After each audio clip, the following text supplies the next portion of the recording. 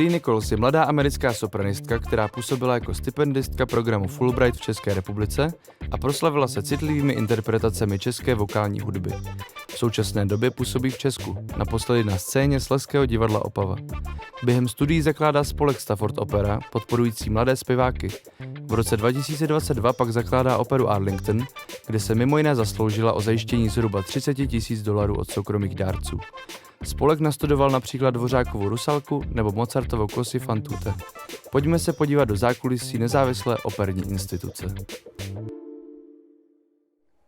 Vážení diváci, vítejte u dnešního dílu naší talk show. Today we are switching to English because my guest is Bree Nichols. Hi Bree, thank you for being here. In the last couple of weeks, are you more of a performer or a manager? What would you say? In the last couple of weeks, I've definitely been wearing my performer hat more often. But in the last month, we did have a production that happened at Opera Arlington, my company. So, I suppose I've been switching a bit between the two. Yeah, exactly that is what we are going to talk about. Opera Arlington, your company. You founded this institution in 2022. Yes. Is that right? And it's based in Texas, US. Yes.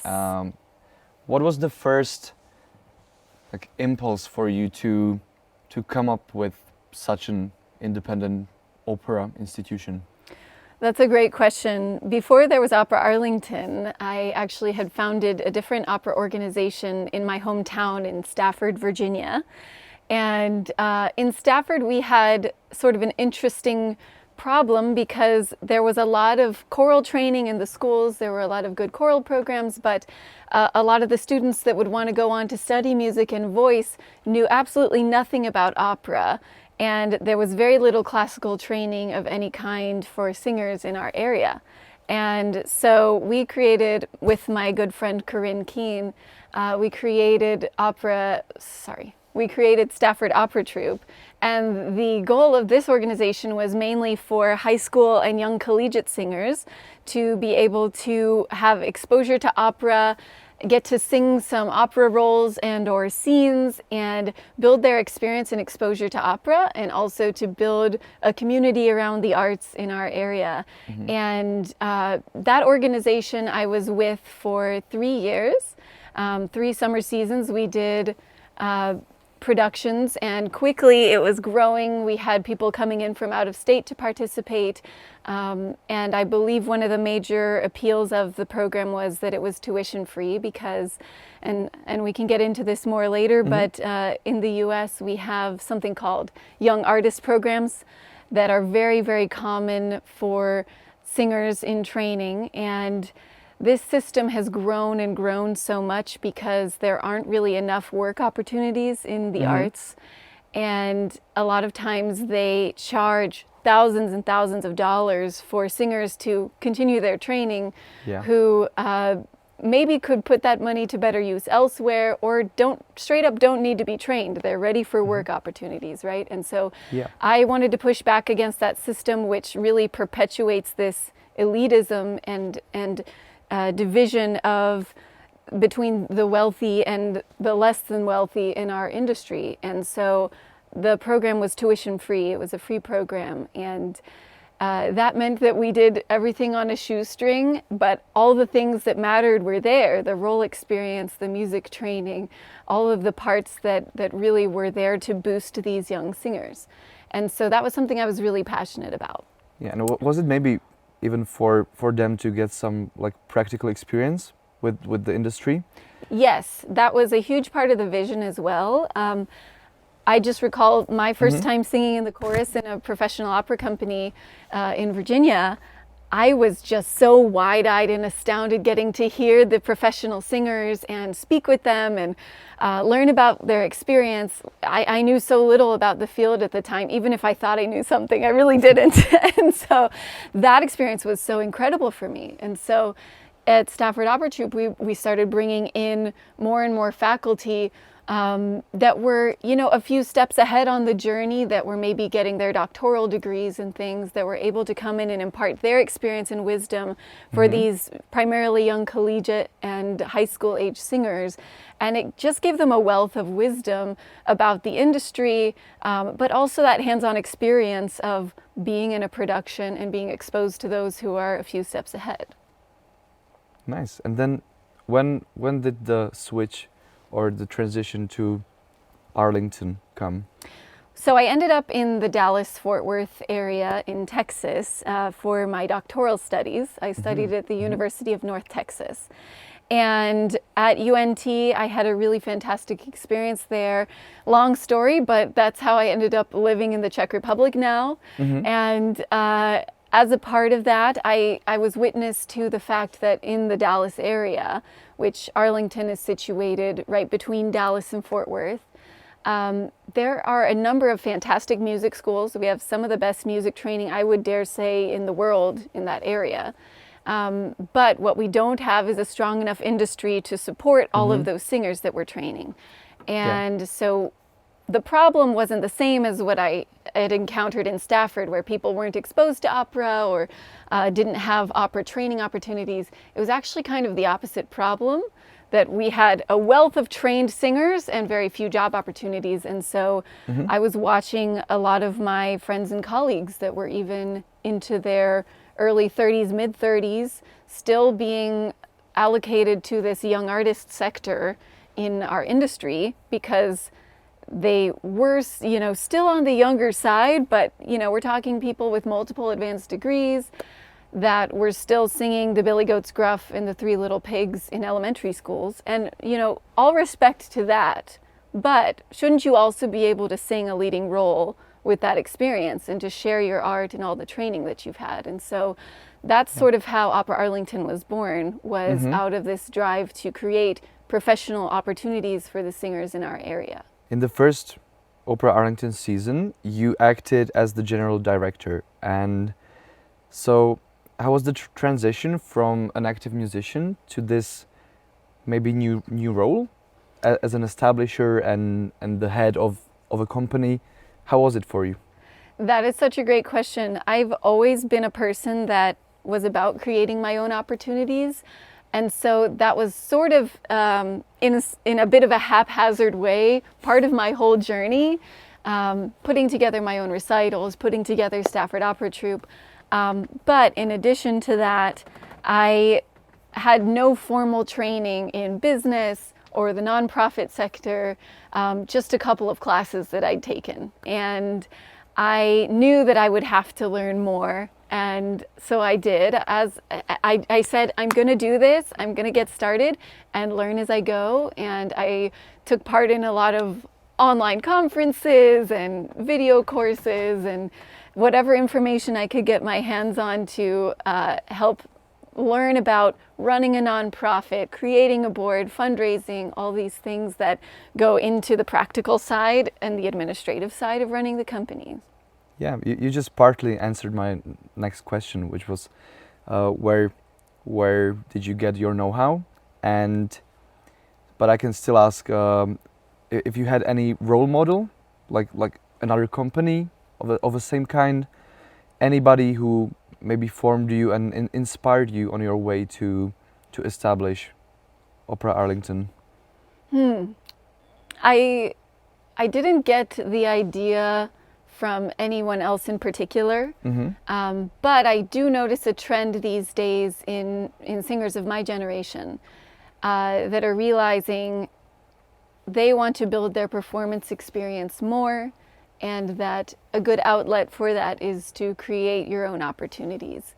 But I also don't think that everyone has that skill set, and that's not a negative thing. And so that's why it was so important for me to create as many opportunities for others as possible, because there are people that are just 100% I'm a performer. Even in our climate where you have to be very entrepreneurial to survive as an artist in the US. And I wanted to create a springboard for people like that as well, that are on their way to sing in bigger houses or in larger programs, but maybe need that extra role experience or that extra stepping stone to get there. Mm-hmm. Great, thank you. Searching through your website, I learned that now you switched to artistic director. Yes. Can you explain to me and all the viewers what that is? What does it contain? What does an artistic director do? And even more here from Czechia, you know, because Yes. Texas is quite far away. So what's your day-to-day in this role? That's a fantastic question, and I'll preface it by explaining a little bit about Eliza Escalante stepped in and replaced me as general director when I moved here to the Czech Yep. Republic. She is a fabulous opera director, but she's also a very conscientious person who, like me, is ready to take initiative and learn new things and is business-minded, practical, organized, and she's just a fabulous mind to engage in this process. And so she came alongside for our very first production of Così fan tutte as the director, co-director with me in that production. And I found that we had a really good partnership and loved working together and really shared a lot of the vision for what this company was, which was creating an outlet for the arts in our community, creating opportunities for singers and musicians, instrumentalists as well, in our city, and third of all, to help our community become more interculturally conscious, to approach things with a mind toward equity and uplifting those who may not have traditionally had these opportunities. That was something that we really shared a bond over and a vision for. And so I was so thrilled to have someone who, throughout the process of our first couple of productions, became more and more involved in operations and the administrative side, voluntarily. And she was the perfect person to step into this role, being our boots on the ground in Arlington, connecting with organizations, doing more fundraising, doing our outreach concerts, and all of those practical things to keep the gears running. Yeah. And you're more focused on the artistical side, Yes, I suppose. exactly. And so that was a side that I was able to continue doing from afar, was this role of artistic director, where I'm still involved in the vision of planning our seasons. Eliza and I still collaborate on the artistic vision of the productions. And I do a lot of the marketing and even fundraising work from afar that allows us to keep things going smoothly. Cool. So is this just you two, you and Eliza, or are there more people involved in the core team? We also have a fabulous director of community engagement, Sabatina Moro. She is, in addition to her skill set as a fabulous administrator, she is an amazing mezzo-soprano and an amazing people person who is fabulous at connecting with others and just that joyful sunshine personality. And so she was just the person that we needed to connect to the community in a bigger way around Opera Arlington. So she's involved with creating our community concerts, salon concerts, and outreach, those types of projects. How does your day look like? I laugh because my days can be really scattered these days because, I'm a teacher, I'm a singer, and I'm also running Opera Arlington. And so I sometimes feel a little bit schizophrenic, a little bit all over the place with how my days pan out. Yeah, so no routine. Yeah, it's hard to even put my finger on a routine, but we have at least a weekly and or bi-weekly meeting where I meet with Eliza, Sabatina. We also have a fabulous production assistant, Anastasia, who's been working with us this year. Just working on keeping all of the gears turning for Opera Arlington. Our next production is going to be Don Giovanni coming up in May and June, so the performances will be in June. And so we have already sent cast offers for that, but for example, we still need to send offers to the chorus. We need to send offers to the covers or understudies for the roles, and all of those emails that need to be sent. So that's just one little preview of what we would spend a day doing. We'll be talking about the opera production itself in just a minute, but now talking about the effectivity of yourself and the company, would you recommend any software for planning out everything? Do you use anything specific like Google Cal, Trello? Yeah. What's your hack for this? That's a great question. And there's a lot of ways that we could probably become more organized. But what we primarily use these days is Google Drive. So Google Drive, Google Calendar, and other tools like that. So we do have a calendar that we use that has all of our events on it. Thank you, Sabatina, for loading those all in.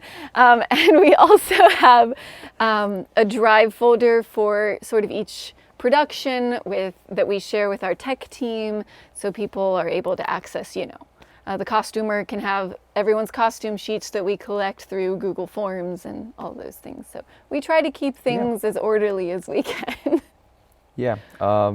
Do you have any life hack which works for you in connecting the artistical and production side of your activities? Is there anything that works? Well, for me, the biggest life hack was meeting Eliza because I think she and I are so similarly minded that we can collaborate so well. And I think that would be my biggest suggestion to those, creating a startup or a new organization. Find collaborators that are like-minded, that can take some of the load off of you, and they will also inspire you and show you better ways of doing things. Now, talking about the opera itself, let's brainstorm. What are the key steps to put an opera show together? This month, we are recording in November 2024, you are doing Cinderella, right? Yes. And now you said that next May, we will have the Don Giovanni. Yes. So what is needed? Let's talk about Don Giovanni. What is needed to put this together? So there's so many moving parts that sometimes start to make it kind of a tornado as you get closer to the performance. But I'll start with the things that you have to plan the furthest in advance. So number one is the venue, because even if you haven't settled on a show yet, you need to be able to hold auditions and tell your performers what the dates will be. So booking a venue is probably the number one priority for making sure everything's aligned after that. Then you create sort of at least a rough calendar of rehearsals, and then you can hold auditions. So everyone can look at the potential opportunities for you, that you've picked for the season, and the dates. They can let you know, I'm available for these and maybe not these, and these are the roles I'm interested in. And then you hold auditions, they come and sing and perform for you, and then the casting begins. Casting is always an interesting process. At Opera Arlington, we tend to always double cast, which means having two singers on a role, because we've had, for one, it allows us to create more opportunities. So for every one role, we now have two singers that can put it on their resume and have that experience singing it. But the other practical matter is that very often someone will get sick or have a family thing pop up or have another gig or opportunity come up, and we almost always lose someone either along the process leading up or right before. And that always seems to be the moment of truth, is like the few days before rehearsals begin, someone's going to drop out for one reason or another. And so having, first of all, that other person there, that second cast member to perform regardless of what happens, is always fantastic. And then we also like to offer covers wherever possible, which is an understudy opportunity. And they can always be a person to step in and perform as well, and to get that role experience too. And So, how long are you rehearsing for? We usually rehearse Well, we usually rehearse for only about 3 weeks. Don Giovanni is going to be a little bit longer. I believe we're doing 5 weeks, but that's because there's certain days we can't be in our venue. So it's a little bit spottier performance rehearsal calendar. For that reason, it's a bit longer. But we also, this will be a production with chamber orchestra, so we want to allow a bit more time to rehearse with them. Whereas Cinderella, Viardo's Cinderella that we just performed, is written for voices and piano. So that's a little bit smoother. We can just have the pianists that we've been working with throughout the rehearsal process also perform. So. Cool. And how many people does this show involve? If you count in the choir, the orchestra, so yeah, I would say on average we involve about 30 people, but it can be larger if there's a bigger chorus, and it's larger with orchestra too. So I would say maximum 30-40 people tend to be involved. And the venue, is it your own, or are you partnering up with some local venues in Arlington? So far, we've performed in a variety of spaces, but for our first 2 opera productions, we performed in a church in Arlington, Tate Springs, and that was really unique because it's kind of almost theater in the round. The seats surround the stage in a unique way, and everyone seemed to really love that environment because it feels more up close and personal. And this season, we're actually in a different church that's a bit more traditional stage. So we're slowly working our way across the community in different venues and finding what works best for us in terms of availability. Cost, of course, is a factor. Sure. And we also would like someday to work toward having our own venue, even if that's a very small space for recitals and things like that, because that would be a place that we can rehearse and just have free access to. So maybe in the next few seasons, that'll be in the cards for us. Yeah. Who helps with the props and costumes? So we have a really wonderful stage manager that's worked with us through every production so far. Hi, Marty. His name's Marty Wells. And he is just so conscientious. He will take initiative on everything. So our first few productions, we had such a small production team that it was us, the directors, as well as Marty, helping with tasks like the props. And I costumed our first 2 shows, Così fan tutte and Rusalka. Whereas now we're growing a little bit. We've expanded our tech team, and so most recently for Cinderella, our production assistant Anastasia was the one who was in charge of props, and then she was also the costume assistant. So Eliza and I designed the costumes, and Anastasia helped with their upkeep and alterations and things like that. How does the day of premiere look like? Is it a buzz? Is it a bit crazy? Maybe? Yeah. I mean, by the day of the premiere, usually if we've done things right, the dust is mostly settled, but there's always those last minute tasks that pop up.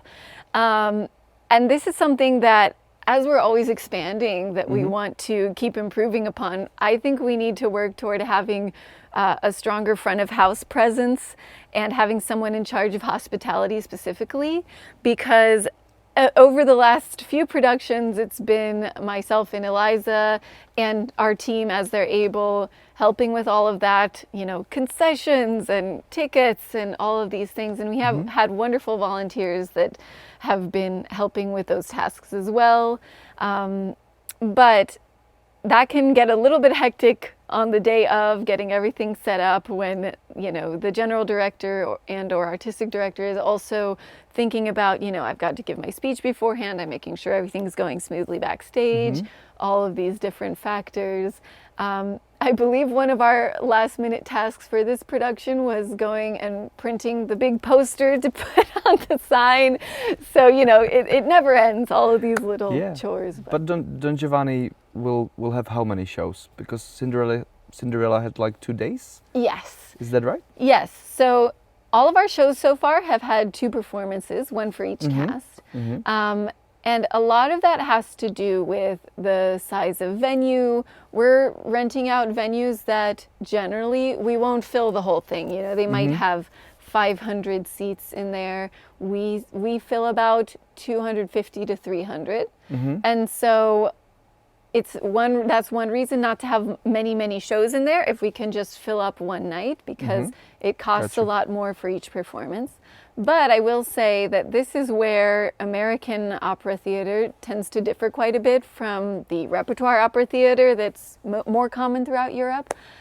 We tend to come in, we've flown most people in for the show, not at Opera Arlington because we're local, but I'm just giving a picture of an average opera company. Yeah. They fly most people in to come be there for about 2, maybe 3 weeks, sometimes 4 at most, just for that production. So they rehearse longer hours, then they put up the show, they have 1, maybe 2 weekends, and then it's closed forever. They even do this at the Dallas Opera, which is what we call an A house. It's like the top level house in terms of budget. They come in, they do, I believe, a month of rehearsals, and then they have 2 weekends of shows. So I believe they do 6 performances per show. And that makes sense for them in a way because they have quite a big venue that they're filling up. So if they can cram all those people in there for a few shows instead of trying to drag it out for, a whole season, that's what they do. And then the show's closed forever. Whereas here, of course, and maybe I'll explain a bit more for our American viewers, with the repertoire theater model, they tend to rehearse for longer, maybe 7, 8 weeks, and then you have the premiere. And then throughout the rest of the season and potentially multiple seasons, you reprise the show, and that can be anywhere from about once a month to a few times a month. And singers are very used to coming back in with no rehearsal and just walking out and singing the role. This would be terrifying to most of my American colleagues because we're very used to intensive rehearsal process, do the role, and then we forget it, it's gone. And so, it's just a big difference in the two systems, I think. Yeah, let's talk about this some more, the Czech and US system, because you've been now in some Czech shows, some opera houses, recently in Opava, in Slezské divadlo Opava. So what's the biggest difference for you in the process? I think one of the biggest differences between American opera houses and Czech ones, for example, is simply that even in a small town like Opava, you can have a repertoire theater that's performing shows all year round. This is really nearly unheard of in the US. I mean, we've got a city of the whole DFW Metroplex, Dallas-Fort Worth Metroplex, is about 7-8 million people, which is massive. And then you look at this whole country, which is 10 million. We have 2 opera houses in the Dallas-Fort Worth area, and here you have, I don't know the exact number, 10? 8 to 10, yeah. It's a lot for this republic. And they are all That's repertoire theaters, and they're operating professionally throughout the whole year and paying hundreds of artists. Not only that, but you have singers with long-term engagements, you have orchestra members and chorus members that are getting long-term pay from these theaters, and so it really feels like the theaters are the lifeblood of the community. And that's something that I think is missing in the American system these days, simply because for many reasons. We don't have the government support. We don't have as big of an audience anymore, unfortunately, for opera. And I think it's a real shame because I really stand behind a lot of the American vocal education, vocal training in the US is at quite a high level. And those singers are not getting opportunities because of the industry, the state of the industry in the US. What's your story? How did you get to Czech Republic from the United States? So I was studying voice. I had just received my master's degree and was going on to my doctoral studies. And I moved to Texas, and I went and sang an audition for that year's opera productions at the school at the University of North Texas. And they just so happened to be doing Příhody lišky bystroušky, The Cunning Little Vixen, that year, which is a beautiful Czech, Janáček opera. And I had no exposure whatsoever to the Czech language, to Czech music. I had sung The Bartered Bride, but in English, so it's not the same. And so I was completely out of my element. And as a languages person, the text and the language of the opera is so much a part of how I connect to a role and how I memorize and all these things. And so I was very challenged by it because all the languages I'd ever sung in before, I had some exposure to, right? You grow up, you at least know what German and French sound like. I'd spoken some French growing up, a little bit of Spanish, and all of these things were more familiar to me. But then a Slavic language, that was just completely, I knew zero about it. And so I would even listen to recordings or to Czech being spoken and not even be able to reliably identify what sounds were being made. That was so new for me. And I was so stubborn. I was like, I have to get good at this. I'm going to get good at this. So I started learning some Dvořák songs and diving into learning a bit of the Czech language. And I think what was kind of the clincher for me was our university has an endowment from the Czech Educational Foundation of Texas. They sent us, the principals of the cast of the opera, to go visit Hukvaldy, Brno, Olomouc, and to see this part of the country where Janáček was from. Obviously, he wasn't from Olomouc, but, you know, Hukvaldy, his hometown, and Brno.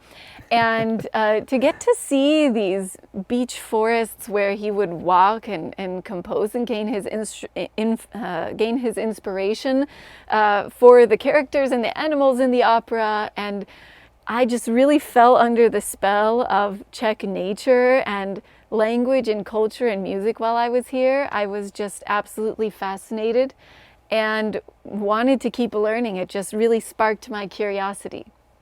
So as time went on, I started diving into more and more Czech works, including ones that were really unknown. And I was like, wow, I mean, these people could really write music. These are beautiful, and no one knows them. In fact, I started digging up arias that are hardly performed here in the Czech Republic even, let alone abroad. And I decided to focus my dissertation work on creating an anthology of Czech opera arias for soprano, particularly focusing on ones that didn't have a lot of research, didn't have a lot of materials available for them. So pieces by Josef Bohuslav Förster, Vítězslav Novák, composers such as that I was really inspired by their work, but didn't know, they didn't have a ton of an audience anymore. And I focused particularly on studying Czech phonetics and Czech lyric diction. So how could singers who aren't native Czechs learn how to sing in this language? So I created translations and phonetic transcriptions for all of those arias so that anyone who opened it, if you know IPA, if you're a trained singer, then you should be able to read and pronounce the language correctly. And so that's how my work began. After finishing my doctoral studies, I was fortunate to receive a Fulbright grant, which is an international exchange program through the U.S. Secretary of State. And they sent me here, and I lived in Prague and also worked in Olomouc. You chose to go here, right? Yes. Or was it part? It was the part of your request of the Fulbright to go here and study more? My proposal was specifically to come here and study Czech music because I wanted to continue this work I'd done with my dissertation, but this time focusing on art songs. So songs that aren't drawn from an opera, that are independent compositions, because a lot of times singers programming works in a new language. So an American singer singing Czech for the first time, they may not go straight for an opera role. Unlikely. They would often go straight for some art songs and begin by putting them on a recital, learning about the language and style. So I wanted to make that accessible as well. So that was the focus of my work during my Fulbright year. That was 2021 to 22. During that time, I really loved living here. I was able to perform in about 7 different cities, singing these Czech song works that I And really you are based loved. in Prague, you said, right? Yes, primarily in Prague. My affiliation was with Palacký University in Olomouc. Wow, such a story. Cool. I think one of the things that inspired me most as I was learning about it was the fact that Czech national pride looks so different from American nationalism, that you look at a country that had been under foreign rule for centuries. They had to find their identity not in the government or their military victories or anything like that, but in their arts. And that really spoke to me and touched me. When I first heard about this concept of like nationalism in opera, in Czech opera specifically, that a lot of operas would be measured, at least in the 1800s, by this sort of yardstick of, does it promote national pride? I was like, what does that mean? How can an opera even do that? But as time went on, I started to understand, because you look at the process of the national revival and how Czech was being suppressed as a language and almost disappeared in terms of it being a language of the arts, and how Czechs came back and said, no, we value our language, we want to preserve it, and to make beautiful art with our language. And then you start to understand the heart behind it, you know. And then it went off in several directions throughout the decades, but that was the origins, and I find that really touching. I'd like to talk finances. Just for a bit, it won't be too boring, but I've seen that on your website, Opera Arlington's website, you have this donation form, which I think serves as your main source of income. Is that it, or do you have any other sources you can gain from? Yes, that's a fantastic question. In the US, I feel that the system of charitable giving is a lot more common. I would say primarily because of the fact that we don't receive as much government support for the arts. So our very first season with Opera Arlington was completely crowdfunded by private donations.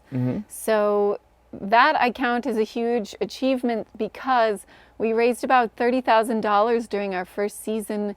That was all individuals that wanted to see the opera come to life. They wanted to support the arts in their community specifically, and wanted to support the artists in their community. That's great. So to have that backing of those hundreds of people that gave was tremendously inspiring, and gave us the drive to really follow through on everything that we promised and proposed, and drive us into this second season that we're now in the midst of. So yes, that is definitely our primary source of income currently, is private donations. We also received a $5,000 grant this season from the Arlington Tomorrow Foundation, which is connected with the city of Arlington. And so that was our first grant that we received. But it does require that you have matching funds. And so we were able to say, yes, we've received this support from private donations. Gotcha. That's all going to support our season. Yeah, and as we were talking about the differences between Europe and the States, here we can see that, and you said it, that most of the theaters and institutions, they are funded, or at least they get the help from municipalities. So can we find anything like this in the States, where a city or government, some official entity can support art? Are there any grants you can also get? Yes, there are a tremendous number of grants available. And I think it can vary widely from city to city what's available. A lot of times cities will only support arts activities that are happening within their zip code, within their exact municipality.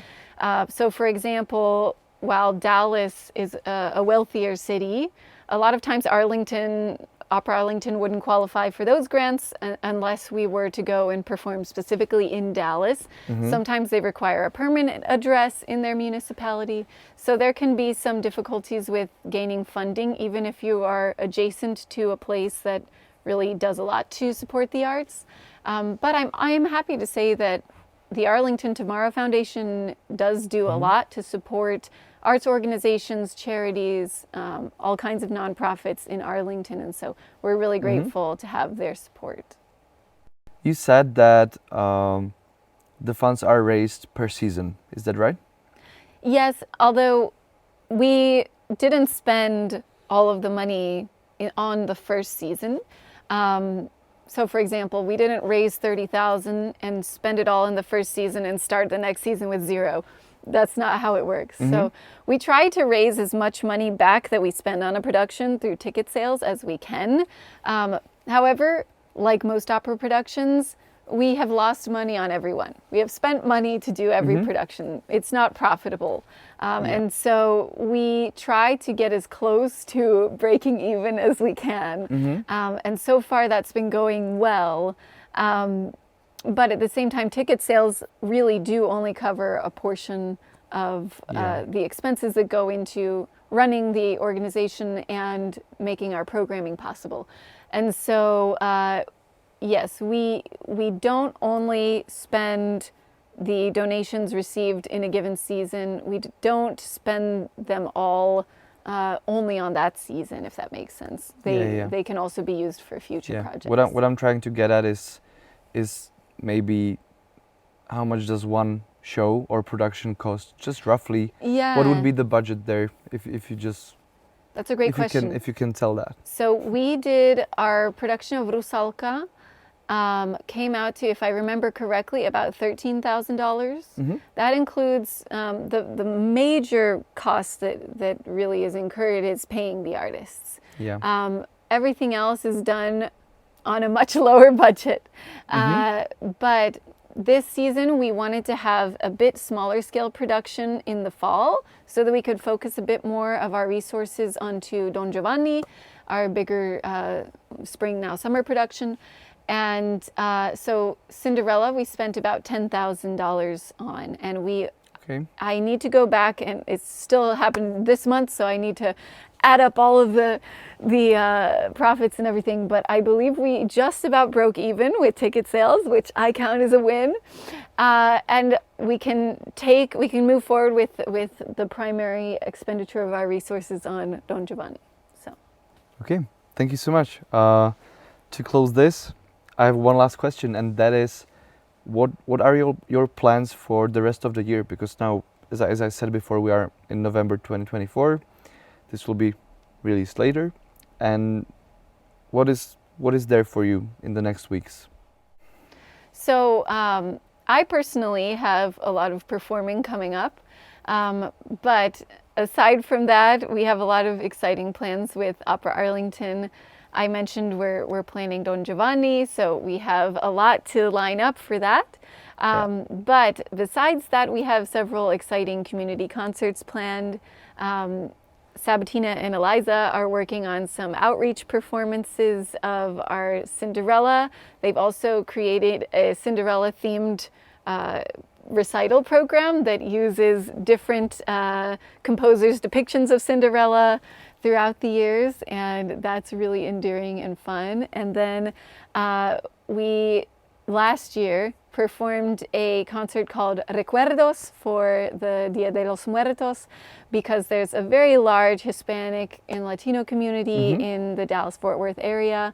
That was presented as a free concert, all supporting, all themed around Hispanic heritage and Spanish language. And so that was a tremendously fun event that I think really helped us connect with a lot of new community members that sometimes may not feel welcome at the opera. And they really should. Opera is for everyone. And so that was one milestone that we're hoping to repeat later this season with another Hispanic heritage themed concert. And then we're also working on a program specifically geared toward, and it may not fall during Black History Month, we'll have to see how the scheduling pans out, but towards the many incredible Black artists and composers that have contributed so much to our industry. We have many incredible artists that we've already had the chance to work with that should be able to have their voices heard and their stories told in ways that they choose. And so we're creating a platform for that. Cool. Thank you so much, Bree. It was a pleasure. Thank you. It was Thank really you. wonderful.